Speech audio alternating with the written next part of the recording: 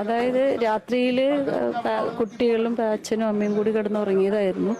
അതിലൊരു 2 മണിക്ക് ആയപ്പോൾ കുട്ടികൾ അസ്വസ്ഥത, വയറുവേദന എന്നുള്ള അസ്വസ്ഥത പ്രകടിപ്പിച്ചിട്ടാണ് അവർ എണീക്കുന്നത്. അപ്പോൾ കുട്ടികൾ 2 പേരും വയറുവേദന എന്നുള്ള രീതിയിൽ പറഞ്ഞു. അതിൽ ഒരു 4 മണി 5 മണിയോടൊക്കെ അടുത്തായപ്പോൾ ഈ കുട്ടികളുടെ വായിൽ നിന്ന് നിറയുമ്പോഴേക്ക് വരാൻ തുടങ്ങി. അസ്സലാമു അലൈക്കും, welcome back to Visal media. ഞാൻ ഫക്രുദ്ദീൻ ബന്താവൂർ. ഇന്നലെ തൃശ്ശൂരിൽ നിന്ന് കേട്ടൊരു വാർത്ത, ഒരു 8 വയസ്സുള്ള ഒരു കുട്ടി പാമ്പ് കടിയേറ്റ് മരിച്ചു എന്നുള്ളത്. 8 വയസ്സുള്ള ഒരു കുട്ടിയും 10 വയസ്സുള്ള ഒരു കുട്ടിയും, 2 പേരും ഡൈനിങ് ഹാളിലാണ് കിടന്നത്. ഡൈനിങ് ഹാളിൽ പായ ഇതൊക്കെ വിരിച്ചിട്ട് കിടന്നു. അച്ഛൻ വേറൊരു ഭാഗത്ത് കിടന്നു, അമ്മ വേറൊരു ഭാഗത്ത് കിടന്നു. അങ്ങനെ ഈ കുട്ടി രാത്രിയിൽ പെട്ടെന്ന് എഴുന്നേറ്റിട്ട് 8 വയസ്സുള്ള കുട്ടി ഭയങ്കര കരയാൻ തുടങ്ങിയിട്ട് പറഞ്ഞു, എനിക്ക് വയറ് ഭയങ്കര വേദനയാവുന്നുണ്ട് എന്നൊക്കെ പറഞ്ഞപ്പോൾ ഇവർ കരുതിയുന്ന ഭക്ഷണം കഴിച്ചതിൽ വലിയ പ്രശ്നമായിരിക്കും എന്ന് കരുതിയിട്ട് രണ്ടാളും അങ്ങനെ തന്നെയാണ്. 10 വയസ്സുള്ള ആളും കരയാൻ തുടങ്ങി. അങ്ങനെ 2 പേർക്കും നല്ല ജീരകവെള്ളമൊക്കെ ചൂടാക്കിയിട്ട് കൊടുത്തു. അച്ഛൻ പറഞ്ഞു, ഒരു കാര്യം ചെയ്യും മക്കൾ, അമ്മയുടെ കൂടെ കിടന്നു എന്ന് പറഞ്ഞ് അമ്മയുടെ കൂടെ കിടത്തി. അമ്മയുടെ കൂടെ കിടത്തിയിട്ട് കുറച്ച് കഴിയുമ്പോഴേക്ക് ഇവർ ഭയങ്കര ഛർദ്ദിക്കാൻ തുടങ്ങി. അതിൽ 8 വയസ്സുള്ള കുട്ടി ഛർദ്ദിക്കാൻ ലേശം ഓവറായി, കുട്ടി കരയന്നെ. പിന്നെ കുട്ടിയുടെ ബോധം പോകാൻ തുടങ്ങി. അങ്ങനെ അച്ഛൻ വേഗം ഈ 2 ആളെയും എടുത്തിട്ട് ഹോസ്പിറ്റലിൽ കൊണ്ടുപോയത്. ഹോസ്പിറ്റലിൽ കൊണ്ടുപോയിട്ട് ഇപ്പോൾ അവരുടെ വീട് ഒരു ചെറിയ കുറ്റിക്കാട്, ഒരു വനത്തിനോട് ചേർന്നിട്ടാണ് ഇവരുടെ വീടുള്ളത്. കോഴിക്കോട്, തൃശ്ശൂർ ജില്ലയിലെ തൃശ്ശൂർ കോടാലിയിലാണ്. നന്നായിട്ട് നോക്കുമ്പോൾ ചുണ്ടിൻ്റെ അവിടെ 2 ചെറിയ ഒരു കുനിപ്പുള്ളൊരു മുറിവ്. നിങ്ങളുടെ വീടിൻ്റെ അവിടെ പാമ്പിൻ്റെ ശല്യം ഉണ്ടോ എന്ന് വെച്ചാൽ പാമ്പിൻ്റെ ശല്യമൊന്നുമില്ല, പക്ഷെ കാടിനോട് ചേർന്നിട്ടാണ്. അപ്പോൾ നിങ്ങൾ ഇന്ന് ആ വീടൊന്ന് പരിശോധിക്കാൻ പറയും. അങ്ങനെ ഇവരോട് വന്നിട്ട് റൂമിൽ പരിശോധിച്ചപ്പോൾ തലയണക്കടിയിലുണ്ട് ഒരു വിഷപ്പാമ്പ്, ഒരു 1.5 അടി നീളമുള്ള ആ വെള്ളക്കെട്ടൻ എന്ന് പേരുള്ള ഒരു വിഷപ്പാമ്പ് ഈ തലയിളക്കടി കിടക്കണം. അതിനെ കൊണ്ടുപോയി. പക്ഷെ ആ പാവം പൊന്നുമോന് മരണത്തിന് കീഴടങ്ങി. ആ 10 വയസ്സുള്ള അവന്റെ ജ്യേഷ്ഠൻ മരണത്തോട് മല്ലിടാം. അതായത് രാത്രിയിൽ കുട്ടികളും അച്ഛനും അമ്മയും കൂടി കിടന്നുറങ്ങിയതായിരുന്നു. അതിലൊരു 2 മണിക്ക് ആയപ്പോൾ കുട്ടികൾ അസ്വസ്ഥത, വയറുവേദന എന്നുള്ള അസ്വസ്ഥത പ്രകടിപ്പിച്ചിട്ടാണ് അവർ എണീക്കുന്നത്. അപ്പോൾ കുട്ടികൾ 2 പേരും വയറുവേദന എന്നുള്ള രീതിയിൽ പറഞ്ഞു. അതിൽ ഒരു 4 മണി 5 മണിയോടൊക്കെ അടുത്തായപ്പോൾ ഈ കുട്ടികളുടെ വായിൽ നിന്ന് നിറയുമ്പോഴേക്ക് വരാൻ തുടങ്ങി. അപ്പോഴാണ് ഇവർ പിന്നെ ഹോസ്പിറ്റലിലേക്ക് കൊണ്ടുപോകാനുള്ള ഒരു സാധ്യത അമ്മ പറയുന്നുണ്ട്. അപ്പോൾ കുഞ്ഞിന് താഴെയുള്ള കുട്ടിയെ അമ്മ എടുക്കുമ്പോൾ തന്നെ ഏകദേശം കുട്ടി കൊളാപ്സ് ആയിട്ടുണ്ടായിരുന്നു. അവിടെ ഹോസ്പിറ്റലിൽ എത്തിച്ചപ്പോൾ അവർ പറഞ്ഞതും ഒരു ഏകദേശം 1/2 മണിക്കൂർ മുമ്പ് ചെറിയ കുട്ടി. എന്താണ് സംഭവിച്ചതെന്ന് അപ്പോഴും അവർ വിചാരിക്കുന്ന ഫുഡ് പോയ്സൺ തന്നെയാണ്. അവിടെ ഹോസ്പിറ്റലിൽ ചോദിച്ചെന്ന് പറഞ്ഞു, പാമ്പിനെ കുറിച്ച് എന്തെങ്കിലും, പാമ്പിനെ കണ്ടോ എന്ന് ചോദിച്ചപ്പോൾ അവർ പറഞ്ഞത് ഇല്ല, അങ്ങനെയൊന്നുമില്ല. അപ്പോൾ ഫുഡ് പോയ്സൺ എന്നൊരു നിഗമനത്തിലായിരുന്നു വീട്ടുകാരെത്തിയിരുന്നത്. പിന്നെ പോലീസ് അവിടെ നിന്ന് ഹോസ്പിറ്റലിൽ പറഞ്ഞതിന് ശേഷം ഇവിടെ പരിശോധന നടത്തിയപ്പോഴാണ് പാമ്പിനെ കാണുകയും കുട്ടിയുടെ വളരെ ക്രിട്ടിക്കൽ സ്റ്റേജിലാണ്, വെന്റിലേറ്ററിലാണ് കുട്ടിയുള്ളത്. ഇപ്പൊ ലേറ്റസ്റ്റ് ആയിട്ട് അറിഞ്ഞത് ആ കുട്ടിക്ക് ഒരു ചെറിയ വ്യത്യാസമുണ്ട്.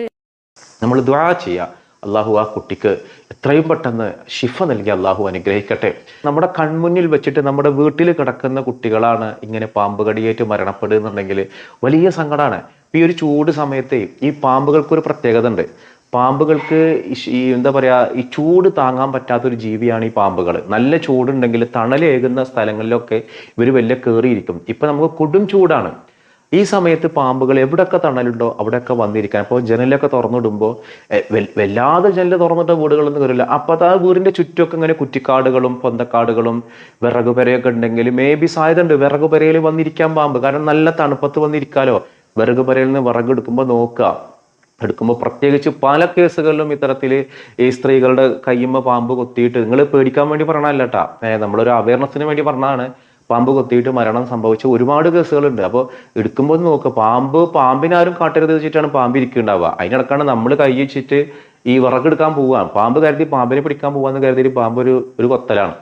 അപ്പോൾ അതാ സംഭവിക്കുക. അപ്പൊ ഈ കുട്ടികൾക്ക് സംഭവിച്ചതെന്ന് വെച്ചാൽ പാമ്പ് എപ്പോഴോ ഇതിനുള്ളിൽ കയറിയിരിക്കണം. പാമ്പ് കയറാൻ സാധ്യത എങ്ങനെയാണ്? ഒന്ന്, ഈ വീട്ടിൽ പൂച്ചൊക്കെ ഉണ്ടെങ്കിൽ പൂച്ച പാമ്പിനെ പിടിച്ചു കൊണ്ടുവരാം, അല്ലെങ്കിൽ പക്ഷികൾ പാമ്പിനെ പിടിച്ചു കൊണ്ടുപോകുമ്പോൾ വാർപ്പിന്റെ മേലേക്ക് പാമ്പ് വീഴാം, അങ്ങനെ വീട്ടിലേക്ക് ഇറങ്ങി വരാം. പിന്നെ ഇതുപോലെ ചൂടിൽ നിന്ന് രക്ഷപ്പെടാൻ വേണ്ടി പാമ്പ് മെല്ലെ ഇഴഞ്ഞിഴഞ്ഞ് കട്ടിലിന്റെ അടിയിലോ സോഫയുടെ അടിയിലോ, മിക്സർ ഉള്ളിൽ നിന്നൊക്കെ പാമ്പിനെ കിട്ടലുണ്ട്. ഇപ്പൊ അടുത്ത് ഒരു വീഡിയോ ഞാൻ കണ്ടു, മിക്സർ ഉള്ളിൽ നിന്ന് പാമ്പിനെ കിട്ടിയത്. പാമ്പ് നമ്മുടെ വീട്ടിനുള്ളിൽ കയറും. ചുണ്ടിലാണ് ആ കുട്ടിയെ കടത്തിയത്. 2ാമത്തെ കുട്ടിനെ പരിശോധിച്ച് നോക്കുമ്പോൾ അവന്റെ വിരലുമ്മലാണ് എന്ത് ചെയ്തിട്ടുള്ളത് ഈ പാമ്പ്. പക്ഷേ ഈ 2 കുട്ടികളും ഉറക്കത്തിൽ കൊത്തിയത് അറിഞ്ഞിട്ടില്ല. ഉറക്കത്തിൽ പാമ്പ് കൊത്തി അറിഞ്ഞു. പിന്നെ ഇതിന്റെ എഫക്റ്റ്, ഈ പാമ്പ് കൊത്തിക്കഴിഞ്ഞാൽ നമ്മുടെ കണ്ണിന്റെ കാഴ്ച പോവുക, നമ്മളാകെ ബോധക്ഷയം വരിക, ഛർദ്ദിക്കുക, ഇതൊക്കെയാണ് പ്രാഥമിക ലക്ഷണങ്ങളായിട്ട് വരിക.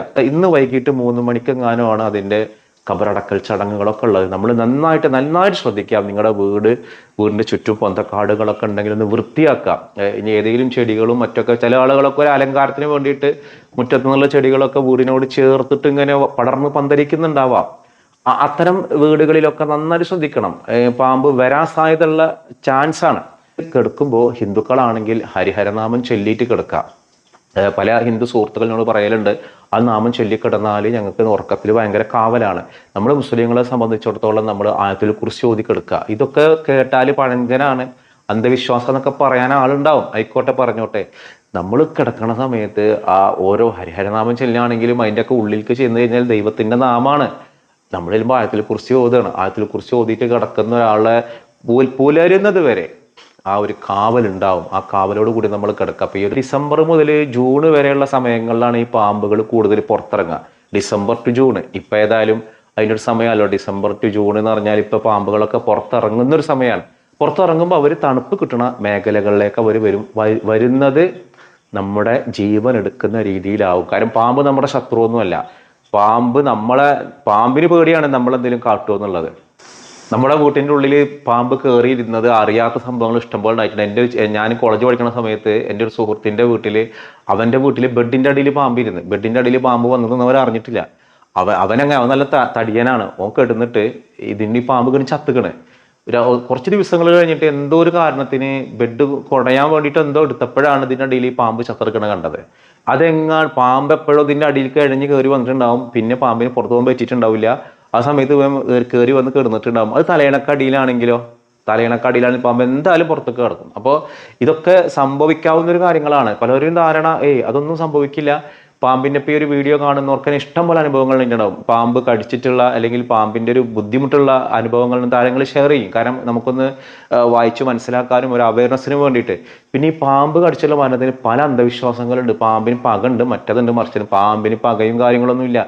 ഇപ്പോഴും ഈ കാലത്ത് അത്രയും അന്ധവിശ്വാസികളുണ്ട് കേട്ടോ. പാമ്പിന് ഏതെങ്കിലും പാമ്പിനെ കൊന്നു കഴിഞ്ഞാൽ ആ പാമ്പിൻ്റെ ഭർത്താവ് അല്ലെങ്കിൽ പാമ്പിൻ്റെ മക്കൾ അല്ലെങ്കിൽ അതിൻ്റെ അമ്മയുടെ മോനൊക്കെ പകയായിട്ട് ഇങ്ങനെ വന്നിട്ട് അത് സിനിമ ഒക്കെ കണ്ടിട്ട് സ്വാധീനിച്ചുള്ള സീരിയൽ കണ്ടിട്ടൊക്കെ ആയിരിക്കും. അങ്ങനെയൊന്നും പാമ്പിന് പകയൊന്നുമില്ല. പക്ഷേ ചില ആൾക്കാർ പറയും പാമ്പിനെ കൊല്ലൽ സുന്നത്താണെന്ന്. പാമ്പിനെ കൊല്ലൽ സുന്നത്തൊന്നുമില്ല. പാമ്പ് നമ്മൾ ഉപദ്രവിക്കാൻ വരികയാണെങ്കിൽ അതിനെ കൊല്ലൽ ആവശ്യമാണ്, അത്രേ ഉള്ളൂ. അല്ലാതെ പാമ്പിനോട് പ്രത്യേകിച്ച് നമുക്ക് വലിയ വിരോധമില്ല. പാമ്പൊക്കെ ഈ ഭൂമിയിൽ ആവശ്യമുള്ള ജീവജാലങ്ങളാണ്. ഇതൊക്കെ നമ്മളെ ജീവിക്കാൻ പ്രേരിപ്പിക്കുന്ന ഘടകങ്ങൾ തന്നെയാണ് ഇതിലുള്ളത്, പാമ്പിലുള്ളത്. കാരണം പാമ്പൊക്കെ ഈ ഭൂമിയിൽ ആവശ്യമുള്ളത് കൊണ്ടാണ് പടച്ചോനെ അവരെയൊക്കെ പടച്ചത്. പിന്നെ അതിന് പാമ്പിൻ്റെ ഉള്ളിലുള്ള വിഷം എന്ന് പറഞ്ഞാൽ പാമ്പിനത് പ്രോട്ടീനാണ്. അതിന് ഭീതി വരുമ്പോഴോ ദേഷ്യം വരുമ്പോഴോ ആണ് അവരൊന്ന് ആദ്യം സീൽക്കാരെടുക്കും, ഇതാക്കും. എന്നിട്ടൊക്കെയാണ് അത് എന്ത് ചെയ്യുക, നമ്മൾ കൊത്തായി. ഇപ്പം ഈ ഒരു കുട്ടികളുടെ കാര്യത്തിൽ അത് തണുപ്പിൽ ചൂടിൽ നിന്ന് രക്ഷപ്പെടാൻ വേണ്ടി തലേണക്കടിയിൽ ഇരുന്നുണ്ടാവും. പിന്നെ അതിന് പുറത്തു വരാൻ പറ്റിയിട്ടുണ്ടാവില്ല. എങ്ങനെയും ശ്രമം നടത്തി പുറത്തു വന്നിട്ട് പാവം ആ കുട്ടിയുടെ ചുണ്ടത്താണ്. അപ്പോൾ ആ പാമ്പ് മറ്റേ കുട്ടിയുടെ കാല് രണ്ട് കുട്ടികൾ നമ്മൾ ദുആ ചെയ്യുക. ആ ഒരു അവശേഷിക്കുന്ന കുട്ടി എത്രയും പെട്ടെന്ന് രക്ഷപ്പെടാൻ വേണ്ടിയിട്ട്. പണ്ടൊക്കെ പാമ്പ് കടി ഏറ്റിട്ടുണ്ടെങ്കിൽ വലിയ വിഷവൈദ്യന്മാരുടെ അടുത്ത് കൊണ്ടുപോയിരുന്നു. ഞങ്ങളുടെ നാട്ടിലൊക്കെ പുത്തമ്പള്ളിക്കൽ കൊണ്ടുപോയിട്ട് അവിടുത്തെ മന്ത്രിച്ചൂതിയ വെള്ളമുണ്ട്, അവിടുത്തെ വെളിച്ചെണ്ണ ഉണ്ട്. അതൊക്കെ ഏറ്റിയാൽ പാമ്പിൻ്റെ വിഷം ഏറ്റതൊക്കെ മാറിയിരുന്നൊരു കാലം ഉണ്ടായിരുന്നു. ഇന്നിപ്പോൾ ആളുകൾ അങ്ങനെയൊന്നും ചെയ്യലില്ല. ആളുകൾ നേരെ ഹോസ്പിറ്റലിൽ കൊണ്ടുപോകുന്ന കൃത്യമായ ചികിത്സകളും കാര്യങ്ങളും ഉണ്ട്. ഇതൊന്നും ഇല്ലാത്തൊരു കാലത്ത് മനുഷ്യനക്ക് ഇത് വലിയൊരു ആശ്വാസമായിരുന്നു ഇത്തരം രീതികൾ. അതായത് ഒരു മൈൻഡാണ്. കാരണം അങ്ങനെ പറയാൻ കാരണമുണ്ട്. ഇപ്പം ഒരു സൂഫി ഗുരു പറഞ്ഞൊരു കഥയുണ്ട്. ഒരു മൂർഖം പാമ്പ്, അതിൻ്റെ തള്ള മൂർഖം പാമ്പ് കുട്ടി മൂർഖനോട് പറയാണ്, മോനെ നീ ആരെ കടിച്ചാലും അവർ അധികം വൈകാതെ മരണപ്പെടും. ഒരു 8 അടി അടക്കേണ്ടി വരുമ്പോഴേക്ക് ആളുകൾ മരണപ്പെടുന്നു പറഞ്ഞപ്പോൾ ഈ മൂർഖം പാമ്പ് ചെറിയ കുട്ടിപ്പാമ്പാണ്. അതിങ്ങനെ വെള്ളത്തിൽ ഇങ്ങനെ വന്ന് ഇരുന്ന് ആരെങ്കിലും വരുന്നുണ്ടോ നോക്കിയപ്പോൾ ഒരു പാവം സ്ത്രീ അലക്കാൻ വേണ്ടി വരികയാണ്. ആ അലക്കാൻ വേണ്ടി വരുന്ന ഒരാളെ വെള്ളത്തിൽ നിന്ന് കൊത്തിയ സമയത്ത് ഈ പാവം സ്ത്രീ നോക്കി ഒരു പാമ്പ് വന്ന് കൊത്തി. അത് വീണ്ടും അലക്കൽ തുടർന്നു. അത് മൈൻഡ് ചെയ്തില്ല.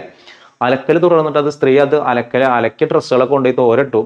അപ്പൊ ഈ മൂർഖമ്മാമിന് സംശയം, ഞാൻ കൊത്തിയിട്ടൊരു 5-8 അടി നടക്കുമ്പോഴേക്കും ആൾ മരണപ്പെടുന്നാണല്ലോ അമ്മ പറഞ്ഞത്. അപ്പൊ അമ്മയുടെ അടുത്ത് പോയി പറഞ്ഞു, അല്ല ഞാൻ കൊത്തിയ ആൾ മരിച്ചില്ലല്ലോ, അയാൾക്ക് ഒരു പ്രശ്നമില്ല, അയാൾ അങ്ങനെ നടന്നു പോയി എന്ന് പറഞ്ഞപ്പോൾ മൂർഖമ്മാമ്പ് പറഞ്ഞത്, മോനെ നീ കൊത്തിയ സമയത്ത് നീ മൂർഖമ്മാമ്പാന്ന് അവർക്ക് അറിയില്ല, അവർ വല്ല നീർക്കോലിയാണെന്ന് കരുതിയിട്ട് വിട്ടതാണ്. അവരെ മനസ്സൊരു പ്രധാനമാണ്. നീ ഒന്ന് പേടിപ്പിച്ച് നീ മൂർഖമ്പാമ്പാണെന്ന് കരുതിയിട്ട് കൊത്തിയൊക്കെ സംഭവിക്കുമെന്ന് പറഞ്ഞു. അങ്ങനെ 2 ദിവസം കഴിഞ്ഞു. ഈ സ്ത്രീ അലക്കിയിട്ട് ഇതുപോലെ വേറൊരു ദിവസം അലക്കിയിട്ട് വന്നിട്ട് ഡ്രസ്സ് തോരയിടുന്ന സമയത്ത് പാമ്പ് പെട്ടെന്ന് ഇങ്ങോട്ട് സിൽക്കാരാക്കിയിട്ട് ഒറ്റ പൊങ്ങിയേക്ക് ഈ സ്ത്രീ പേടിച്ച സമയത്ത് ഒരു കൊത്തി. ആ സ്ത്രീ അധികം വൈകാതെ മരണപ്പെട്ടു. അപ്പോൾ ഇതിനൊരു സൈക്കോളജിക്കൽ ഒരു വശമുണ്ട്. സൂഫി ഗുരു പറഞ്ഞൊരു കഥയാണ്. നമ്മുടെ ഉള്ളിൽ പേടി ഒരു ഘടകമാണ്. നമ്മൾ പാമ്പ് കൊത്തിക്കഴിഞ്ഞാൽ ബേജാറാവണ്ടെന്നൊക്കെ പറയാം. പക്ഷെ കൊത്തുന്നത് പാമ്പാണെന്നുണ്ടെങ്കിൽ ബേജാറാവാതിരിക്കാൻ പറ്റുമോ? നമ്മൾ ബേജാറായി പോകും. പക്ഷേ ബേജാറാവാം, നമ്മൾ ഭയപ്പെടാതെ നമ്മൾ നോക്കണമെന്നും പിന്നെ ഈ ഭാഗം നന്നായിട്ട് സോപ്പിട്ട് കഴുകണം. അങ്ങനെ ഒരുപാട് ശാസ്ത്രീയ രീതികളൊക്കെ ഉണ്ട്. പെട്ടെന്ന് ഹോസ്പിറ്റലിൽ എത്തിക്കുക, പ്രാർത്ഥിക്കുക, ഇതൊക്കെയാണ് പരിഹാര മാർഗ്ഗങ്ങളുള്ളത്. ഇനി വേറെ എന്തെങ്കിലും പരിഹാര മാർഗ്ഗങ്ങൾ ഉണ്ടെങ്കിൽ നിങ്ങളുടെ എക്സ്പീരിയൻസോ നിങ്ങളുടെ അനുഭവങ്ങളൊക്കെ ഒന്ന് താഴെ ഷെയർ ചെയ്യാം. ഞാനിന്ന് ചോദിക്കുന്ന ഒരു ചോദ്യം, ഹജറുൽ അസ്വദ് നമ്മൾ ഇന്നലെ പറഞ്ഞല്ലോ എവിടുന്നാണ് കിട്ടിയത്, സ്വർഗത്തിൽ നിന്നാണ് ഹജറുൽ അസ്വദ് കൊണ്ടുവന്നത്. നമ്മൾ ഇന്ന് ചോദിക്കുന്ന ഒരു ചോദ്യം, ഈ ഹജറുൽ അസ്വദ് ചുംബിക്കൽ അതിന്റെ വിധി എന്താണ്, സുന്നത്താണോ നിർബന്ധമാണോ എന്നുള്ളതാണ്. ഹജറുൽ അസ്വദ് ചുംബിക്കുന്നത് സുന്നത്താണോ നിർബന്ധമാണോ? അതിൻ്റെ ഉത്തരമാണ് നിങ്ങൾ കമൻറ്റ് ചെയ്യേണ്ടത്. മറ്റൊരു ദിവസം മറ്റൊരു വീഡിയോയുമായി വീണ്ടും കാണാം.